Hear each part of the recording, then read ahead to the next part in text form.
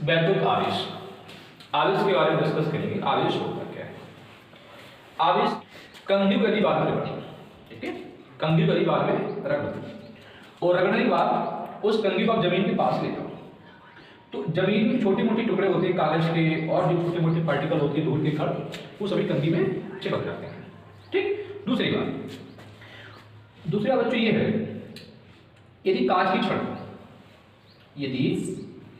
छड़ को रेशम कपड़े में रखो, यदि कांच की छड़ को रेशम के कपड़े में रखो और फिर उस कांच की छड़ को आप जमीन के पास ले जाओ, तो हमने क्या देखा कि कांच की छड़ में भी छोटे छोटे टुकड़े चिपक जाते हैं जो जमीन में डाले रहते हैं। तुमने देखा होगा कागज के टुकड़े हैं, धूल के कण ETC हैं, तो इन छोटे छोटे टुकड़ों को आकर्षित करने पर कांच की छड़ में गुड़ आ जाता है।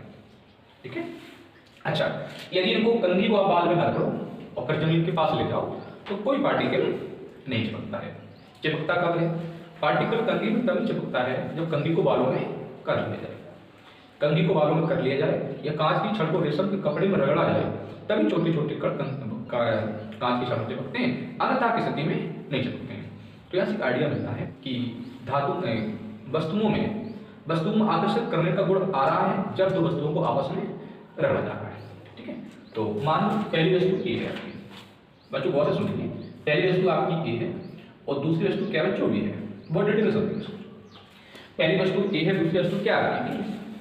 अब पहली वस्तु को यदि दूसरी वस्तु में रगड़ दिया जाए, रगड़ने का मतलब क्या बच्चों? घर्षण। रगड़ने का मीनिंग क्या होगा? घर्षण। यदि पहली वस्तु को दूसरी वस्तु में रगड़ा जाए या दूसरी वस्तु को पहली वस्तु में रगड़ा जाए, यानी घर्षण किया जाए, तो होता क्या है कि एक वस्तु से इलेक्ट्रॉन दूसरी वस्तु में जाने लगते हैं। बात समझ में आ रही है? एक वस्तु से इलेक्ट्रॉन दूसरी वस्तु में जाने लगते हैं। अगर आपके मन में डाउट आ रहा हो कि आपने कैसे समझ लिया, आपने कैसे जान लिया कि वस्तु ए से इलेक्ट्रॉन वस्तु बी में जा रहे हैं, वस्तु बी से इलेक्ट्रॉन वस्तु ए में भी तो जा सकते थे। ठीक है, ये प्रश्न बनना है, समझा देंगे आपको। तो रगड़ने से क्या होगा? रगड़ने से एक वस्तु से इलेक्ट्रॉन दूसरी वस्तु में जाने लगेंगे। एक प्रश्न साथियों यहाँ पर और बन जाता है कि जब एक वस्तु को दूसरी वस्तु में रगड़ते हैं तो सिर्फ इलेक्ट्रॉनों का स्थानांतरण क्यों होता है? क्योंकि वस्तु है। क्या बच्चों? वस्तु। मैं एक बात और समझा रहा हूँ आपको। ये वस्तु है, किससे मिलकर बनी बच्चों? अणु से मिलकर बनी होगी। अणु किससे मिलकर बने हैं? परमाणु से मिलकर बने हैं। और परमाणु जो बने हैं वो आपके इलेक्ट्रॉन, प्रोटॉन और न्यूट्रॉन, तीन मूल कणों से मिलकर बना होता है परमाणु। एनीबॉडी कोई वस्तु है वो अणु से मिलकर बनी है। अणु किससे मिलकर बने हैं? परमाणु से मिलकर बने हैं। और परमाणु किससे मिलकर बनी है? इलेक्ट्रॉन, न्यूट्रॉन और प्रोटॉन से मिलकर बनी है। तो प्रश्न ये बनना है कि एक वस्तु को जब दूसरी वस्तु में रगड़ा जाता है तो सिर्फ इलेक्ट्रॉन ही क्यों जाते हैं? वस्तु में अणु है, परमाणु है, परमाणु इलेक्ट्रॉन, न्यूट्रॉन, प्रोटॉन है, तो प्रोटॉन में तो जा सकते हैं, न्यूट्रॉन में तो जा सकते हैं, सिर्फ इलेक्ट्रॉन ही क्यों जाते हैं? ये बात, एक बात तो साथियों यहाँ पे चेक बनती है। तो दो प्रश्न आपको यहाँ पर दो प्रश्न बने हैं। पहला प्रश्न कैसे आइडिया लग जाता है कि पहली वस्तु से इलेक्ट्रॉन दूसरी वस्तु में जाती है, और ये कैसे पता चलता है, ये किस बात को लेकर ऐसा कहा गया है कि इलेक्ट्रॉन ही ट्रांसफर होते हैं, न्यूट्रॉन प्रोटॉन नहीं होते? बात सुना रही है? इन सब बातों का जवाब आपको देंगे। पहले आप ये बात समझिए, जब एक वस्तु को दूसरी वस्तु में रगड़ा जाता है, रगड़ने मतलब क्या है? घर्षण। तो एक से इलेक्ट्रॉन दूसरी में जाती है, तो जिससे इलेक्ट्रॉन जाएंगे उसमें इलेक्ट्रॉन की क्या होगी?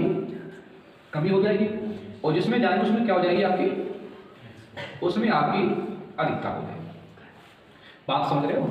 जब एक वस्तु को दूसरी वस्तु में रगड़ेंगे तो एक वस्तु से इलेक्ट्रॉन दूसरी में जाएंगे, तो जिससे जाएंगे उसमें कमी हो जाएगी और जिसमें जाएंगे उसमें अधिकता हो जाएगी। जब हमने कंघी को बालों में किया था, तो कंघी में छोटे छोटे टुकड़ों को, छोटे छोटे कागज के टुकड़ों को अपने ओर आकर्षित करने के गुण आ गया था। इसी गुण का नाम क्या दिया था हमने? वैद्युत आवेश।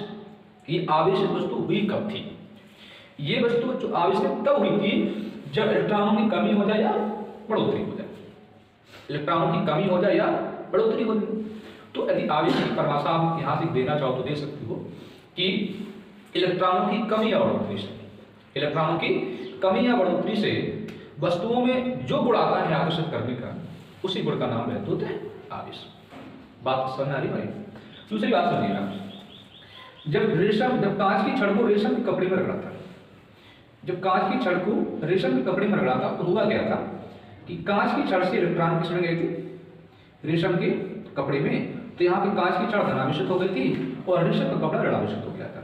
जब कंघी वाल वाली आग आती तो वाल से कुछ इलेक्ट्रॉन, किससे आती है, वाल से कुछ इलेक्ट्रॉन कंघी में प्रवेश कर गए थे। तो वाल पे कैसा चार्ज था, वाल पे पॉजिटिव था और कंघी पे कैसा था, नेगेटिव था, ठीक है ना। और जब कंघी को बालों में रगड़ने के बाद जमीन के पास ले गए थे, तभी उस कंघी ने छोटे छोटे टुकड़ों पर बल आरोपित किया था। आपसे प्रश्न पूछते हैं कि ये मालूम वस्तु है, क्या है वस्तु है, ये सब विद्युत की उदासीन है, विद्युत की उदासीन है। तो इस बात की व्याख्या करने की आपसे क्या दें कि इस बात का स्पष्टीकरण कीजिए कि कोई परमाणु है या कोई वस्तु है विद्युत की उदासीन क्यों होती है। तो उसका मीनिंग ये होगा, कोई वस्तु है तो उसमें नंबर ऑफ इलेक्ट्रॉन, और नंबर ऑफ प्रोटॉन हमेशा बराबर होते हैं। कोई वस्तु है या कोई परमाणु है उसमें नंबर ऑफ इलेक्ट्रॉन और नंबर ऑफ प्रोटॉन हमेशा बराबर होते हैं। यदि हम बात करें आवेश की, तो जो साथियों इलेक्ट्रॉन में जो आवेश होता है वो होता है माइनस का 1.6 into 10 to the power minus 19 ना। तो प्रोटॉन में आवेश होता है वो होता है 1.6 into 10 to the power minus 19। अंतर क्या देख पा रहे हो, अंतर से इतना देख पा रहे हो, यहाँ पर निगेटिव है, यहाँ पर क्या है, पॉजिटिव है। अगर मान लो 4 इलेक्ट्रॉन वस्तु में कितने हैं, 4, तो उसमें 4 कितना हो जाएगा, 4 से गुणा कर देंगे। 16 चौको 64 माइनस का 6.4 into 10 to the power minus 19। तो 4 ही प्रोटॉन हो गए, तो कितना आवेश हो जाएगा, ये हो जाएगा 6.4 into 10 to the power minus 19। इन दोनों का नेट निकालने से आपको कितना निकलेगा, 0 निकलेगा।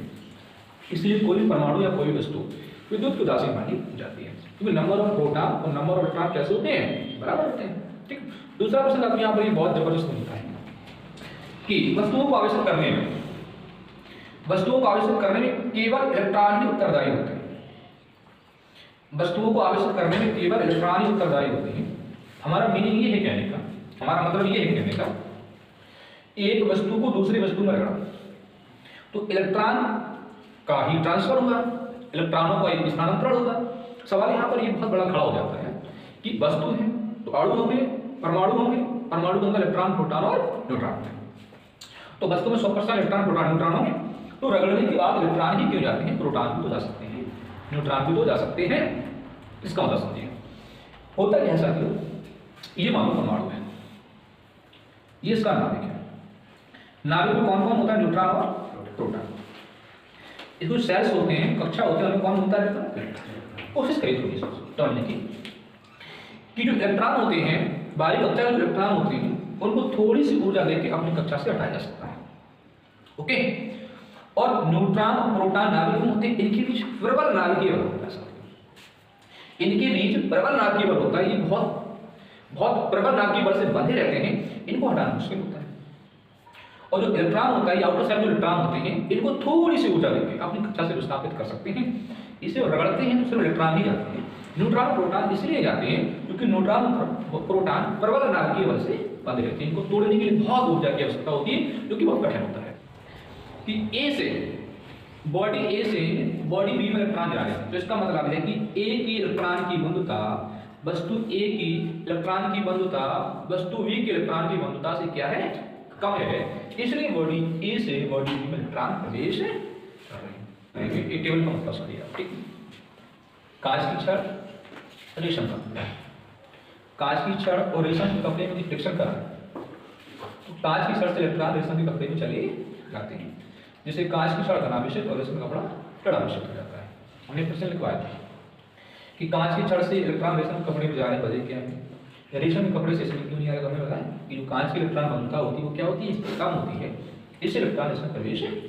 दूसरे का शब्द, फर या ऊन को रबड़ या अंबर या एवोनाइट की छड़ पर रगड़ दो। फर या ऊन को रबड़, अंबर या एवोनाइट की छड़ पर रगड़ दो तो फर या ऊन से इलेक्ट्रॉन किसमें चले जाते हैं, रबड़, अंबर या एवोनाइट।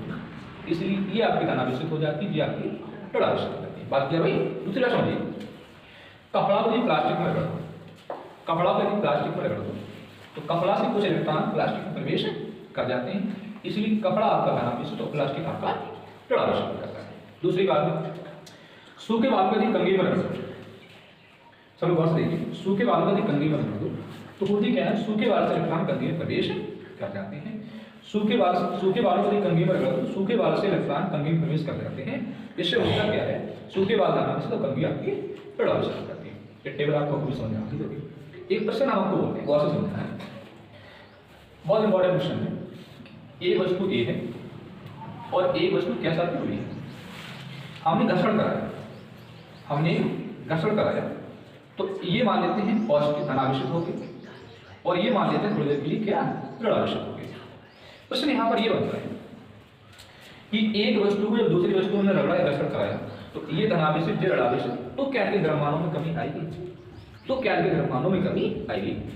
जो वस्तु धनावेशित है उसका द्रव्यमान कम होगा कि बढ़, और जो वस्तु आपकी ऋणावेशित है उसका द्रव्यमान कम होगा कि बढ़। इसका मतलब समझिए, बहुत गौर से सुनना है कि जो वस्तु धनावेशित है जाहिर सी बात है इसमें इलेक्ट्रॉनों क्या होगी, जो कमी होगी, और जो वस्तु ऋणावेशित है जाहिर सी बात है इसमें इलेक्ट्रॉनों क्या होगी, वृद्धि होगी। जो वस्तु धनावेशित है उसमें इलेक्ट्रॉनों की कमी, और जो वस्तु आपकी ऋणावेशित है उसमें इलेक्ट्रॉनों की वृद्धि। अब यदि मान के चलते हैं, यदि हम ऐसा मान के चलते हैं कि इस पर चार्ज है मान लो +2 e के बराबर और इसमें चार्ज है -2 e के बराबर, तो इसका मतलब यह है कि इससे 2 इलेक्ट्रॉन निकले हैं, इसमें 2 इलेक्ट्रॉन प्रवेश करे हैं, और जो एक इलेक्ट्रॉन का द्रव्यमान होता है वो होता है 9.1 × 10⁻³ किलोग्राम। एक इलेक्ट्रॉन का जो द्रव्यमान होता है वो होता है 9.1 × 10⁻³ किलोग्राम। यदि एक इलेक्ट्रॉन किसी वस्तु से जाएगा तो उसका द्रव्यमान उसका कम हो जाएगा, ठीक है ना। अब कितने इलेक्ट्रॉन गए इससे 2 इलेक्ट्रॉन गए, इससे 2 इलेक्ट्रॉन ऐसा प्रवेश करिए तो इसमें 2 इलेक्ट्रॉनों के द्रव्यमान के बराबर द्रव्यमान में कमी आएगी, क्योंकि इससे 2 इलेक्ट्रॉन गए हैं, इसमें 2 प्रवेश करे हैं, तो इसमें जो मान लो इससे 2 से गुणा करो तो गुणा करने कितना आ जाएगा, 2 × 2 9 दूनी 18 1 19, इतना द्रव्यमान इसका बढ़ जाना चाहिए। हमारी बात आपको पूरी कर रही है, लेकिन आप तुम्हारे शरीर में बात है, तुम्हारे शरीर में बात है तो टेंशन नहीं होती है, तुम्हारे शरीर में इतने ढेर सारी बात है। अगर हम तुम्हारे 2-4 से बात निकाल दें तो फिर हम तुमसे पूछें या किसी दूसरे लड़के से पूछें कि इनके बालों में कोई कमी आई, तो बालों में कमी नहीं आई। हाँ जी, कह सकते हो कि 4-6 बाल तुम्हारी हमें मालूम है, हम तुम्हारे बाल निकाल लिए, लेकिन दूसरे व्यक्ति को मालूम नहीं है तो बता नहीं सकता है, क्योंकि जो कमी होती है वो ना के बराबर, जो कमी होती है वो ना के बराबर। तो यहाँ से बात स्पष्ट हो जाती है कि अगर एक वस्तु से इलेक्ट्रॉन गए दूसरी वस्तु में प्रवेश करे तो जिससे इलेक्ट्रॉन गए उसके द्रव्यमान में कमी तो आएगी, लेकिन वो कमी ना के बराबर होगी, और जिसमें प्रवेश करेंगे उसके द्रव्यमान में बढ़ोतरी तो होगी, लेकिन बढ़ोतरी ना के बराबर होगी। कह सकते हो कि जो वस्तु धनावेशित है उसके द्रव्यमान में कमी, जो वस्तु ऋणावेशित है उसके द्रव्यमान में अधिकता, लेकिन ये कमी अधिकता होगी ना के बराबर।